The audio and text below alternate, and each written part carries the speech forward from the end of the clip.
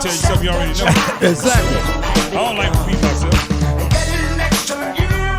Welcome back to the Sports Show. BC K-Mac.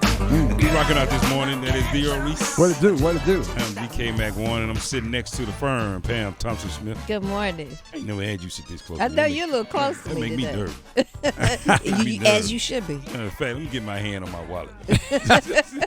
And we got our one and only Miss Vicky back there behind the glass. Good morning. How you doing back there, Vicky? Great. Right? Yes. You know, I promised you guys something very special, and we're going to do this right now. We're going to have the head basketball coach for North Carolina Central University, head coach Levelle Moton is going to be joining us right now. What's going on, Coach? How you doing this morning?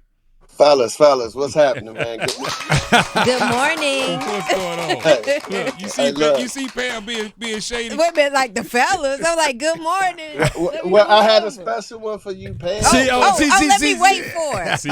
I said, fellas, good morning. She don't know the how. Beautiful, elegant Pam T. Good morning, Queen. Good morning, King. You know, we always separate you from them two guys right there because they got a little money now. I see the upgrades in technology. You know, so they done changed a little bit. They ain't the same no more. That's right. Come on, Coach. Like, when I tell you they got their own money. They got their own money. That is so true. I say they got their own money. They got their own money. They got their own. I love that. Man. Coach, as always, it's a pleasure talking to you. We got so many things. We're going to ask you, too, before you get out of here, we're going to ask you about your good friend, Coach in Pittsburgh. Boy, he did something pretty special. And, he's a good dude. But before we do any of that, you guys are doing the back-to-school stuff once again. Tell us about that, what you guys got going on. Tomorrow at the Raleigh Boys and Girls Club, 605 Raleigh Boulevard, myself and P.J. Tucker. This is our 13th annual Back to School Community Day, right? And so it's kind of trendy now for everybody to say, hey, we having a book bag giveaway. I think it's oversaturated, honestly. But we started this long ago, and I did it from a personal place because, you know, my mother struggled with that weekend prior to going back to school. Right? It was financially challenging for her to get a book bag for myself and my brother, school supplies, a haircut, some shoes so we could look fresh and feel good about ourselves and be incentivized about going back to school. And what I wanted to do was just have a big hub where I took care of all of those challenges and needs and thought processes for that community and said, listen, don't worry about that. We got that. And it's been great, man. So tomorrow at 10 a.m. at the Raleigh Boys and Girls Club, myself and P.J. Tucker. And we're going to give away 500 pairs of shoes tomorrow, man. And it'll be like 6 or 7 barbers on site, you know, cutting the kids' hair. We got manicures and pedicures for the young ladies. It's going to be free food. We're going to have raffle prizes where we're giving away tickets to TVs and things of that nature. So inflatable games and rides on the back, in the back of the building on a big acre of land. So it's going to be a great day, man. Man, you giving away TVs now. Upgraded. That's an upgrade. Look, that's the PJ side of it. That's a great point. We're talking head basketball coach Levelle Moton of North Carolina Central University, and the guy that's the only guy I know has his own mural downtown, has his own park, statue. Everything that's right. But everything I mentioned is very, very much deserving because he's done and continue to do some great things. Coach, you was raised up in the Raleigh Boys and Girls Club. Talk about that experience, and that's one of the reasons why you guys are over there a lot. Man, it's crazy. I think in 40 years of my housing project existing on Lane Street, only 6 kids went to college in 40 years, right? Wow. And the commonality amongst all of those 6 kids, we all went to the Boys and Girls Club, right? You know, and you guys from that era where we were latchkey kids, right? So, you know, when we got home from school, our moms weren't there. So we had to figure out what we're going to do in that time frame. And the majority of problems that teenagers get in occurs during the hours of 3 p.m. to 6 p.m. Yeah. Grandma always said an idle mind is a devil's playground. That's true. So what the Boys Club did for me, it became a safe haven. It became a place that beat the streets, right? And this was during the inception of crack too. So it was just complete turmoil in the wild, wild west outside. Once I went to the boys club, it just provided me a safe haven where I could, interact with kids from different socioeconomic backgrounds, kids that didn't look like me.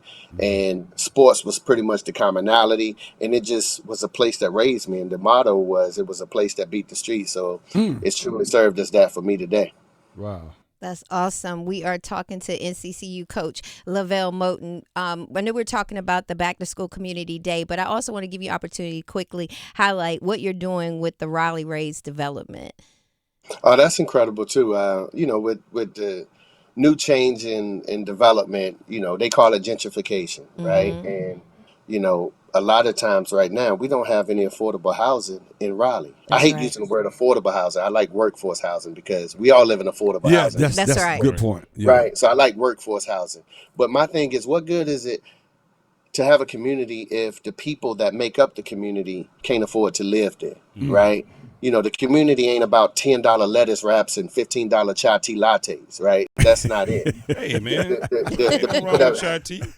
right? It's the people. It's the people that That's always right. made up the community, right? And the cafeteria workers at St. Augustine's, right? Bus drivers that drive your child to and from school, the policemen, the social workers, the teachers, those people need to be able to afford to live in that community. So with Raleigh Race Development, my partners, CJ Mann and Terrell Midget, we saw all of this coming and said, okay, why not just go back? Because we're seeing so many people rebuild our communities and profit off of it. Why not just go back and do that same thing and just continue to take the money that we profit from and instill it back into the community? So we got some housing developments coming up, some affordable housing projects. One of them really personal, the one on Lane Street, the housing project that I grew up in. We're going to have a 17-unit affordable housing project coming there. We're building a school in Bladen County. And we got some more wonderful projects. We got the Downtown South project that we're working on with John Kane. So it's part of the growth, the evolution that we need in our communities, right? Because if we don't have Black economics and ownership, then we'll always be in the same position that we were in 50 years from now. Wow. That's awesome. And I also just want to point out what I thought was also great is what you're doing as far as there was an intern. I saw it highlighted that started out as an intern, but you're also giving them job opportunities. Now he's like in a major position.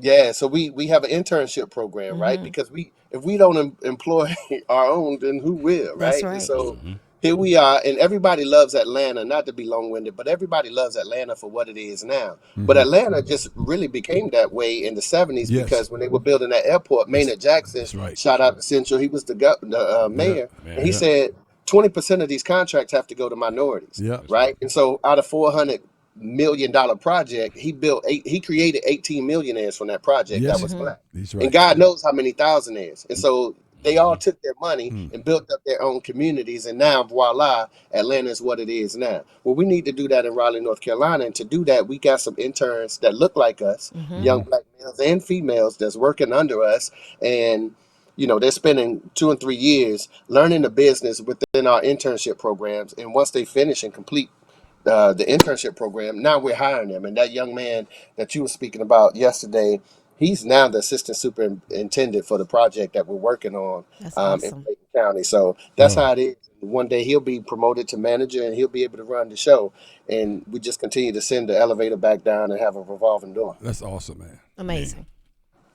Once again, I feel under a company. I'm like, I know, right? Once again, he done it once again. Man, I tell you, make sure you guys go out and support head coach Levelle Moton and PJ Tucker in their 13th annual Back to School Community Day. Be tomorrow, August 20th, at the Raleigh Boys and Girls Club, 605 North Raleigh Boulevard, from 10 a.m. to 1 p.m. Coach, you guys are always doing it big. You are always in the community. And you know what? You're setting the bar pretty high. I know. And I'm gonna have to see what I can do to catch up. I know. But, K-Mac, you did mention, hey, Coach, I got to chime in on a couple of things. I'm a Raiders fan, but I tell you, I tell you, though. I just lost Wi-Fi. I just lost reception. Don't worry. He get ready to tell you about his side piece. But my side piece is almost it's getting ready to be the Steelers, man. Hold on. Start that over again. You a Raider fan. Me and my side. But no, just hey, we got a show that you've been on before. One of our first, we got John Starworth come on tonight. And that's incredible. Yeah, he talked about the Steelers. He talked about HBCUs. He talked about the Roonies. And then I got to look up and see Mike Tomlin, what he's doing for your foundation. And yesterday, you heard about where he was riding down the street, him and Najee, and the kids out there fighting. And he told him, get your butt in the car. Get in his car. They took him to the doggone practice field and they had him running drills, Coach. Did you get a chance to catch that? Man, I saw it. That's amazing, man. Right? Yeah. And it's only shocking to people that don't know Mike. But just think about it. Like, it was funny to me because me and my childhood friends, we fought every day. So that's us. Right. But imagine being in the street about to throw hands. Yeah. And a car pulls up and say, y'all ain't gonna do that. Right. Get in this car. Yeah. And you look around and it's Mike Tomlin that's breaking up your fight between right. Right. Like, come Right. on. That just don't happen. But I'm telling you, man, Mike is a first class, incredible human being. And he ain't do that for the cameras. Like, I've been with him. That's what he does on a day-to-day basis, man. And a lot of it, he's from, Newport News, Bad News. Right. Yeah. And so he grew up that way, very similar to me. And when you come from those circumstances, it's easily recognizable. Where another coach who probably didn't come from that environment just would make a right and go the other way. Right. We go to it and we know exactly what those kids need. And it's just a cry for attention to see something bigger and better. What he did is expose those kids to something greater than their 4-block radius in their neighborhood. And now they'll go back and have a stronger appreciation for life. Wow. Powerful. Wow. I'm gonna let it stay right there. That's it. Exactly, Drop the man. mic. Stay right there. But hey, look. But since you called him, Mike, tell Mike to call us. Exactly. Tell Mike to call us. We want to talk to him too. Will, man. Like, I need him down here for. I'm like, man, you ain't never came to my. I know, Coach. But the crazy thing with football, they season like once he locked in on the season, he just locked. Yeah, he locked in. Yeah. Like his downtime is really my downtime. So I'm like, gracious, so it's hard, but we're gonna make it happen one day. We're gonna get you on soon to talk about. You got a 7-footer over there, and I know the big season's coming up. But we just want to talk about what you do in the community and all this stuff today. Beyond the court, right? We'll get you on soon. Talk about the other stuff, Coach. You have a good day, man. Man, I can't thank you.